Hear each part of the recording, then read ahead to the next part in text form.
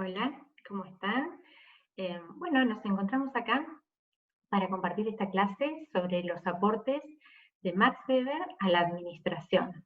Específicamente, vamos a ver los tipos de autoridad según este autor, qué es el modelo de la burocracia y una breve introducción a las disfunciones de la burocracia, que es un aporte que va a realizar el sociólogo Robert Merton. Bueno, ¿quién fue Max Weber?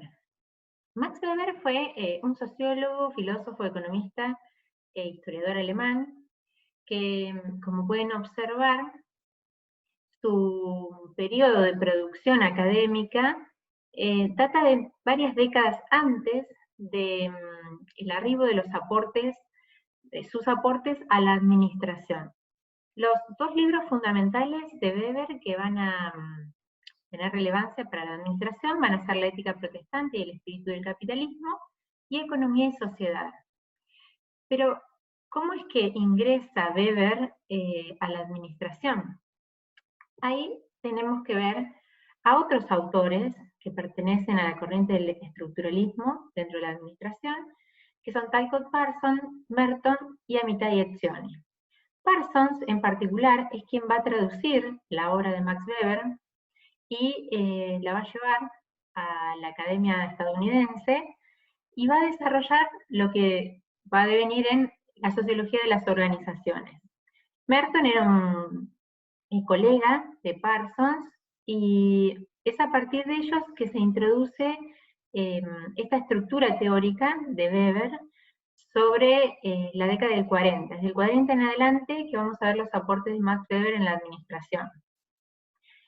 Por ejemplo, ya estudiamos de Amitai Etzioni y de Parsons la definición de organizaciones, ¿se acuerdan? Que son unidades sociales o agrupaciones humanas deliberadamente construidas o reconstruidas para alcanzar fines específicos. Bueno, esa es una definición de organizaciones desde la sociología.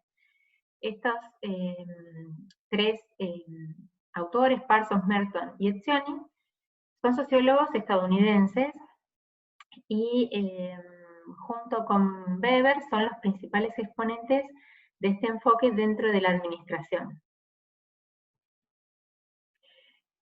¿Por qué el interés de estudiar los aportes de Weber y su introducción en la administración a partir de la década del 40? Es que las organizaciones van a volverse más complejas, crecen en tamaño, y al crecer en tamaño crece la complejidad de su administración, de llevar a cabo la gestión. Son más personas físicamente distribuidas en un espacio más grande, crece el volumen de actividad. Entonces surge la necesidad de modelos de organización que sean generalizables a todo tipo de organización, por ejemplo, estructuras gubernamentales, no solamente las fábricas. Si recordamos, Fayol y Taylor se focalizaron en lo que era la fábrica, y más Taylor todavía, el área de producción dentro de la fábrica, ¿sí?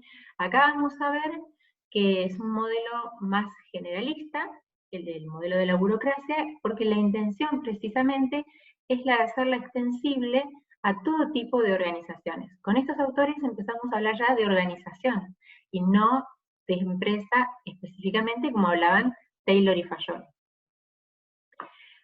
Un concepto fundamental antes de introducirnos en los aportes de Max Weber es comprender la interpretación que hace Weber de la relación del individuo y la sociedad. Para Max Weber, la sociedad es producto de la acción individual. Somos nosotros, como individuos, que nos orientan distintas motivaciones e intereses, quienes a través de nuestras decisiones, que guían nuestras acciones, producimos la realidad en la que vivimos. Hay un énfasis en el sujeto es el que a través de sus decisiones produce estas condiciones. Opera en la realidad por medio de su voluntad. No es que la sociedad lo determina, sino que es el individuo el que crea. Bien, otro concepto fundamental que tenemos que comprender, que algo ya vimos en las clases de poder y cultura, si recuerdan, es el concepto de poder y autoridad. Para Max Weber, el concepto de autoridad es el poder institucionalizado, va a decir, ¿sí? Es el poder oficializado. La autoridad es un tipo de poder, quien tiene autoridad tiene poder, pero no necesariamente la inversa, es decir, el poder no implica necesariamente autoridad. Para ver, el concepto de poder es más amplio, implica un potencial de ejercer influencia sobre otras personas. Lo define como un concepto amorfo, y es la probabilidad de imponer la voluntad de una persona sobre otras, más allá de cualquier resistencia que pudiera ofrecer y cualquiera sea el fundamento de esa probabilidad de ejercerlo, ¿no? Pero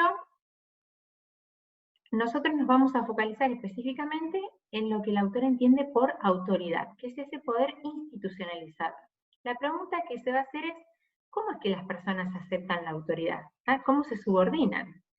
Esta aceptación de la autoridad es el concepto que él tiene y que habla como legitimación. Legitimar una autoridad es aceptarla. ¿Y cómo nos damos cuenta que alguien acepta una autoridad? Porque adecua su conducta a lo que esa autoridad le indicó. Cuando la conducta se moldea, se adecua en función de la autoridad, es que la está aceptando. ¿Ah? Entonces la está legitimando. Aceptar la autoridad, o que vendría a ser también aceptar el poder de esa autoridad, es legitimarlo. Entonces se pregunta el autor, bueno, ¿por qué obedecemos? ¿Por qué obedecemos las personas?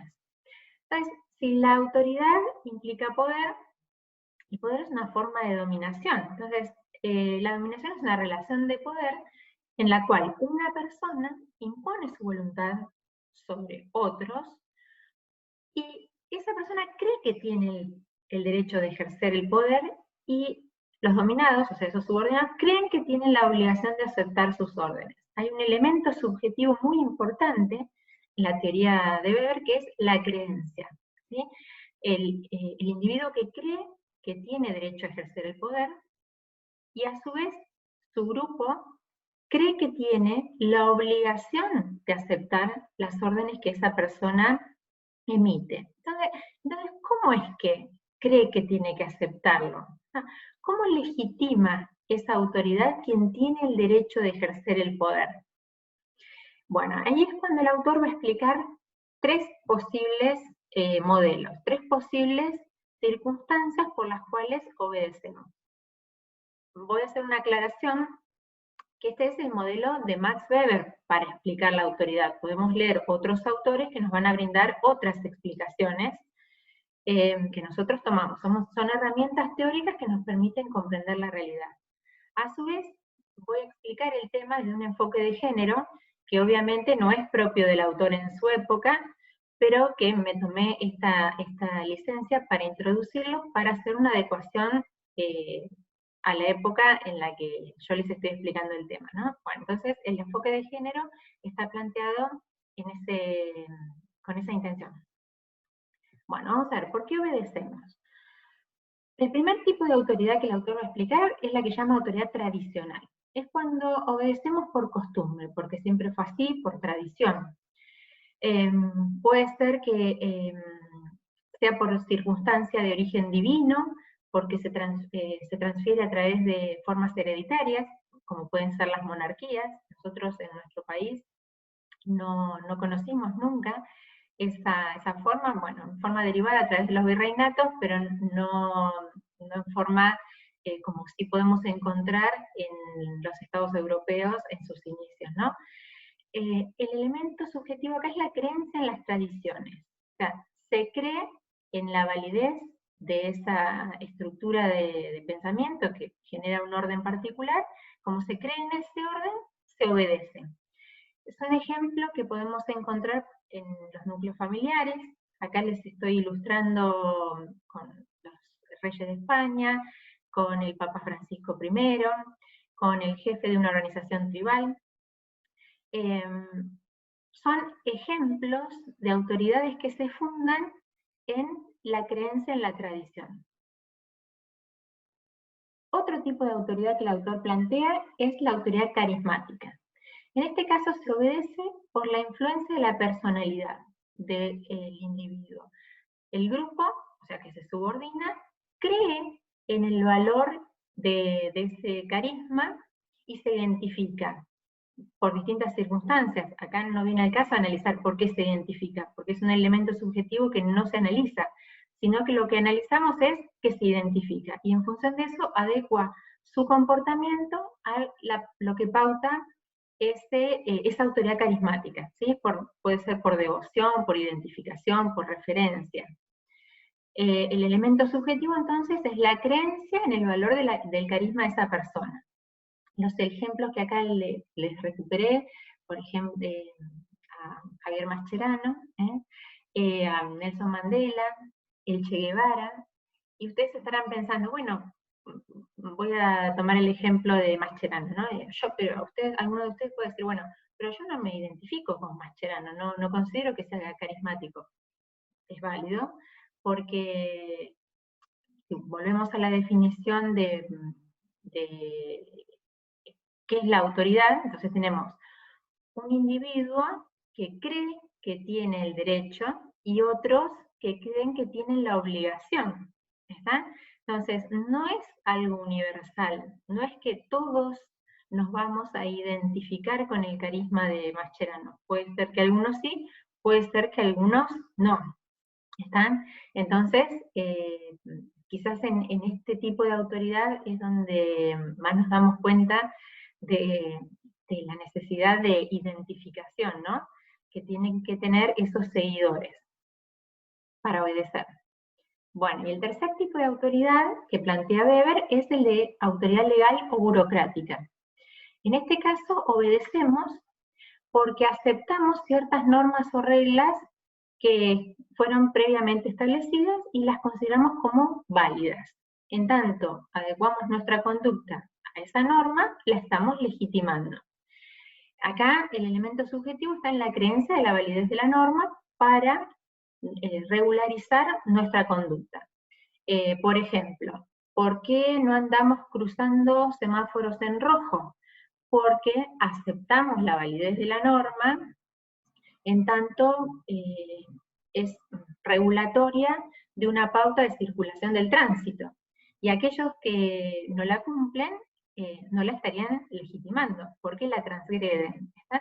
En tanto, cuando manejo, cumplo de tener el vehículo frente a un semáforo en rojo, es que estoy legitimando esa norma. Bueno, acá como recortes de ejemplo, en el caso de un juez, como representación legal y ejecución de un cuerpo jurídico de un Estado. Y tenemos también acá el recorte de la imagen de nuestro rector y nuestro vicerrector, bueno, lo pueden conocer también. Ellos representan la autoridad legal de la Universidad Nacional del Sur como organización. Otro ejemplo posible somos nosotros, los representantes de la cátedra, respecto de ustedes. El tipo de autoridad que nos vincula es, en el marco de este autor, un tipo de autoridad legal o burocrática. Y todos, ustedes y yo, como miembros de la organización universidad, respetamos las normas, en tanto creemos en la validez de esas normas. Por ejemplo, las que regulan el funcionamiento de la universidad, el orden de los cuatrimestres en términos de inicio, finalización, los regímenes de cursado, etc. Toda esa reglamentación es la que regula nuestra conducta como miembros dentro de la organización Universidad Nacional del Sur. Y en tanto nuestra conducta se adecua a esas normas, es que la estamos aceptando. Y para nosotros son legítimas, entonces. Bueno, entonces este es el primer aporte que estudiamos del autor, los tres tipos de autoridad. ¿Sí? Bueno, ahora vamos al modelo de la burocracia. Hay un concepto popular de burocracia, desde el profano, o sea, desde el desconocimiento, y que es el que recupera mayormente, por ejemplo, el periodismo. El concepto popular hace referencia a aspectos negativos, ¿sí? Lo podemos identificar con exceso de papeleo, un trámite excesivo, ineficiencia organizacional, actos de corrupción. Esta es la asociación común del concepto burocracia. Pero el modelo de la burocracia, como estructura teórica que propone Max Weber, es totalmente distinto. Está, digamos, en el extremo opuesto de todos esos descriptores del concepto popular. Para Weber va a ser la organización eficiente por excelencia, ¿sí? Es importante destacar acá que una burocracia es un tipo ideal, se llama en sociología, que es un modelo, es una estructura teórica, un modelo conceptual. No existe en la realidad y el autor tampoco pretende que exista, sino que lo toma como una estructura de análisis que le permite identificar desviaciones en la realidad respecto del modelo teórico y explicar y analizar las circunstancias de esas desviaciones. Bien, vamos a repasar las características que identifica el autor como descriptivas de su burocracia. Algo más quisiera destacar acá antes de pasar a las características, es que él va a repasar, porque es historiador también, formas organizacionales de su época y de otros momentos en la historia, como por ejemplo el Imperio Romano, y va a describir esos rasgos burocráticos que tenían. Es decir, como forma organizacional preexistía, a ver, él la va a describir, la va a teorizar y le va a poner un nombre. Le dijo burocracia. Pero digamos, no es el que inventa la forma organizacional, sino que recupera esas formas que existían y las tipifica en el modelo de la burocracia. Bueno, ahora sí vamos a repasar estas características, que son 10. La primera característica es que el tipo de autoridad que regula el funcionamiento de estas organizaciones es el tipo de autoridad legal o burocrática. Es decir, las organizaciones burocráticas tienen una legislación propia, un conjunto, un corpus normativo que las personas aceptan y que regulan sus conductas dentro de esas organizaciones. Otra característica es el carácter formal de las comunicaciones. Casi todas las comunicaciones son escritas. ¿Por qué? Hay un mínimo solamente de comunicaciones orales. Y esto es porque las comunicaciones escritas son documentables, es decir, se pueden archivar, permanecen en el tiempo, sirven de documentación. Muchas veces esa información incluye firmas de personas autorizadas que establecen, por ejemplo, un deslinde de responsabilidad. En un trámite administrativo, por ejemplo, a medida que pasa por diferentes dependencias, esos sellos y firmas por los que va transitando implica que por allí pasó, se hicieron las actuaciones que correspondían en esa instancia y se transfirieron. Y hasta ahí, ese es el marco de responsabilidad de cada dependencia. Es algo que se puede recuperar. En la actualidad, por ejemplo, hace las veces no necesariamente está en papel, puede ser en medios electrónicos, un correo electrónico, por ejemplo. Bueno, una tercera característica es el carácter racional y la división del trabajo. Este es el mismo concepto que ya estuvimos viendo con Taylor y Fayol. De hecho, algunos autores que compilan manuales sobre administración a veces ubican los aportes de Max Weber dentro de lo que se llama el enfoque clásico de la administración, junto con Taylor y Fayol, porque el concepto acá de Weber es el mismo que el de los otros autores. Una división del trabajo sistemática y planificada, racional, o sea, no de carácter intuitivo, sino en función de una evaluación previa de los recursos disponibles, se organiza el trabajo conforme a una mejor utilización de esos recursos tendiente a obtener beneficios por especialización. Bien. Otra característica, la impersonalidad de las relaciones. Se dice que las burocracias, a ver, voy a correr ahí está. Las burocracias no tienen nombres propios, sino que tienen cargos. Lo que podemos identificar en una burocracia es la existencia de cargos y funciones que se van a desempeñar por cualquier persona que acredite idoneidad para poder realizarla. Es decir, no hace a las veces de una persona en particular. Esto está relacionado con otra característica que vemos más adelante, que es el acceso a esos cargos a través de un concurso previamente reglamentado en el que se garantiza el cumplimiento de la idoneidad de esa persona para la ocupación de ese cargo. Otra característica es la jerarquía de autoridad. Este también es un elemento que vemos en Taylor y Fayol. Fayol lo va a describir como uno de sus principios, y el enfoque es el mismo: cumplir la jerarquía de autoridad, en tanto que la autoridad no es inherente a las personas, porque acá este tipo de organizaciones no se basa en la autoridad carismática, sino en la autoridad legal, en la creencia del valor de una norma. Entonces el cargo es externo, o sea, no pertenece a la persona, ¿sí? Y la necesidad de cumplir la jerarquía para evitar, por ejemplo, puenteos o conflictos de autoridad en torno a quién obedecer.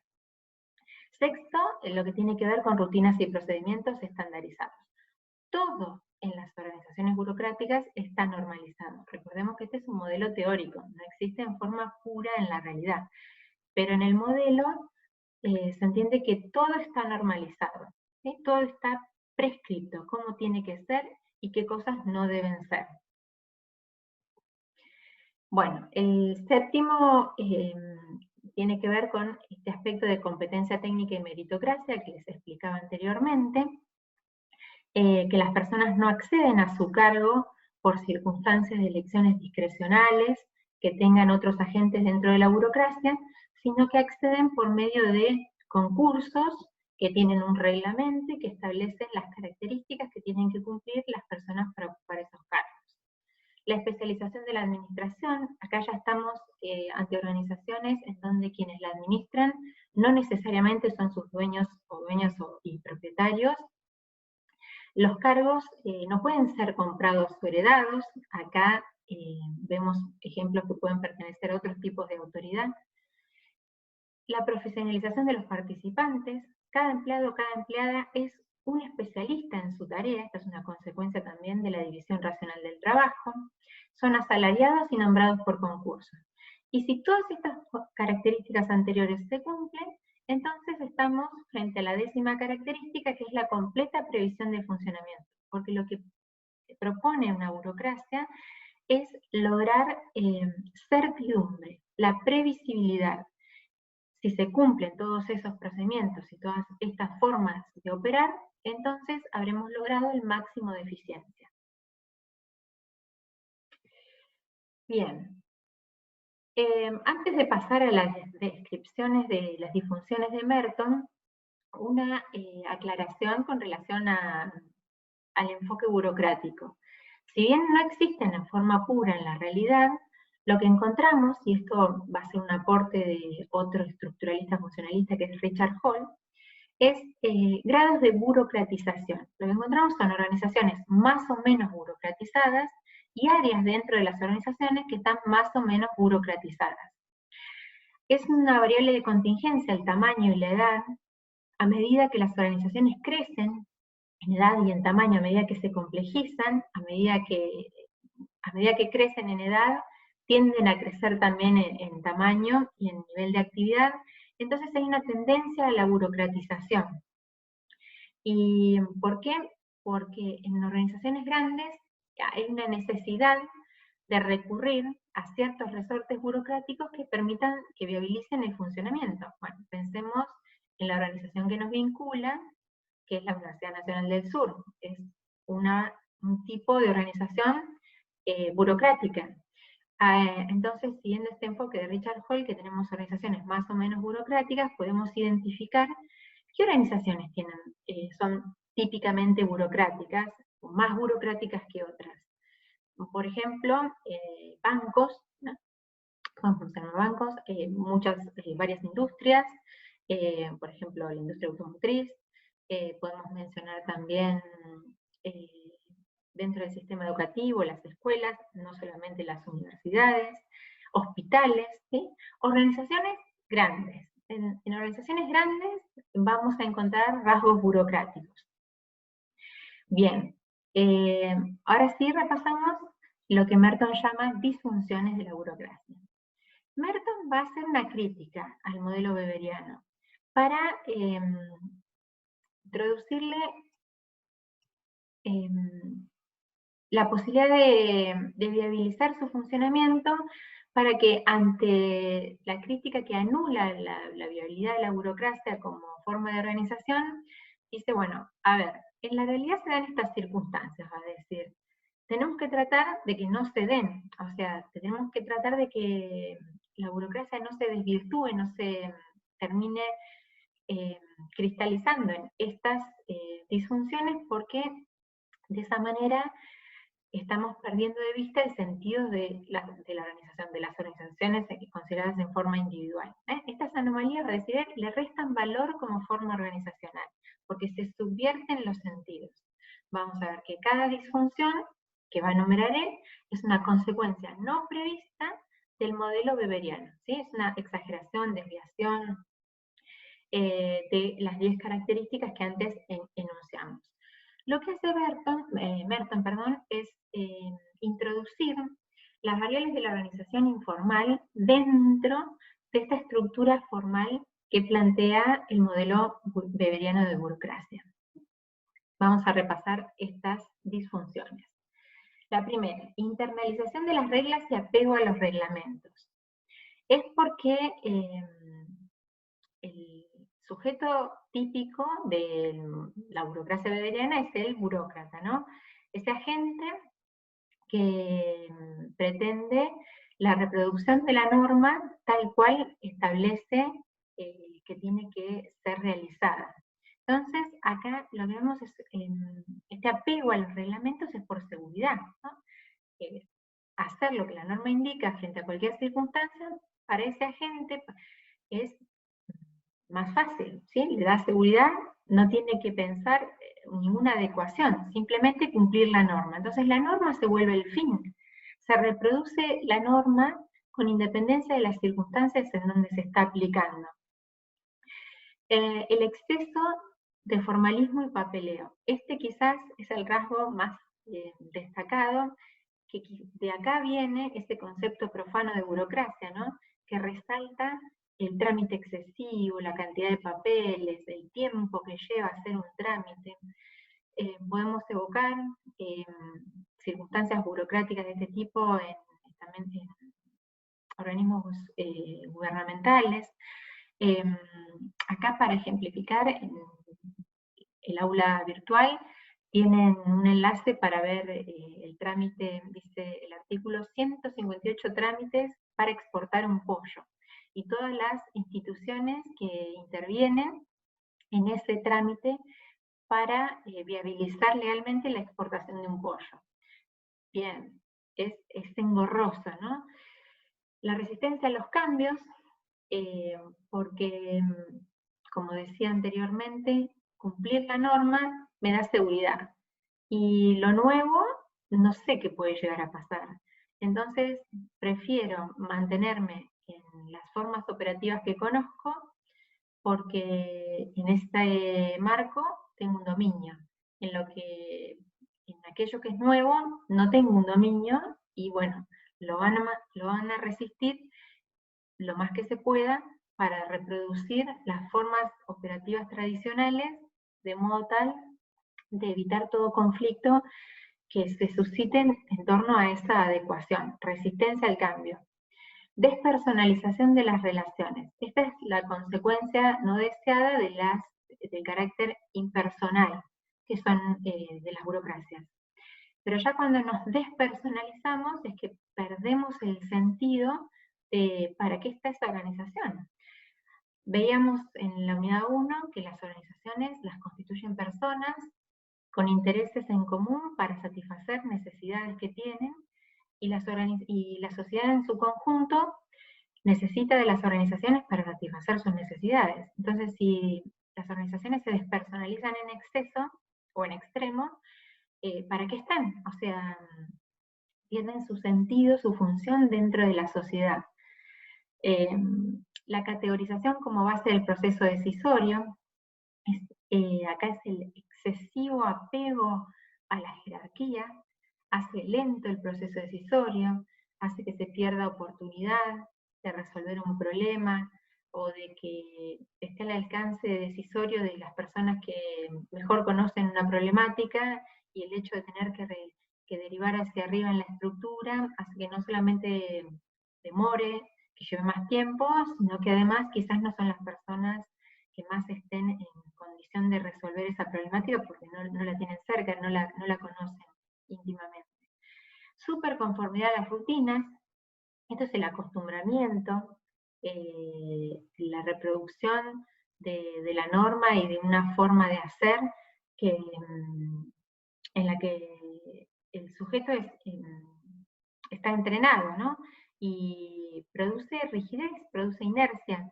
Esas son características que se asocian a la burocracia, que es lenta, que llega tarde, que rechaza la oportunidad de hacer alguna adecuación de sentido a las circunstancias o a las necesidades particulares de los usuarios, de los clientes, de los miembros de esa organización.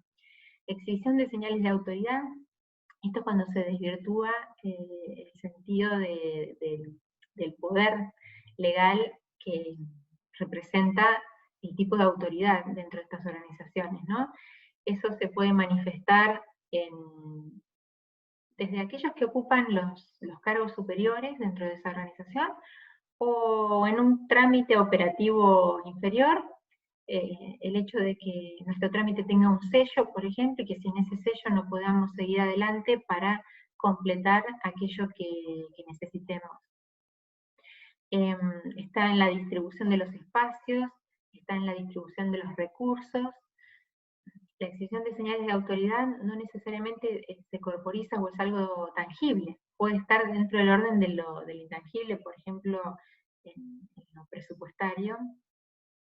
Bueno, y dificultad de atención a clientes y conflictos con el público. Esto tiene que ver con la lentitud operativa que se produce porque no hay una adecuación a las circunstancias particulares, no hay una adecuación de esa norma a las circunstancias particulares. En los ejemplos que mencioné inicialmente respecto de organizaciones con rasgos burocráticos, podemos pensar alguna circunstancia personal en la que nos hayamos encontrado para realizar algún trámite en un estamento gubernamental o en alguna empresa con estas características. Bueno, espero que haya sido de ayuda esta clase, pero por cualquier duda o consulta nos encontramos en los foros. Muchas gracias, chao, hasta luego.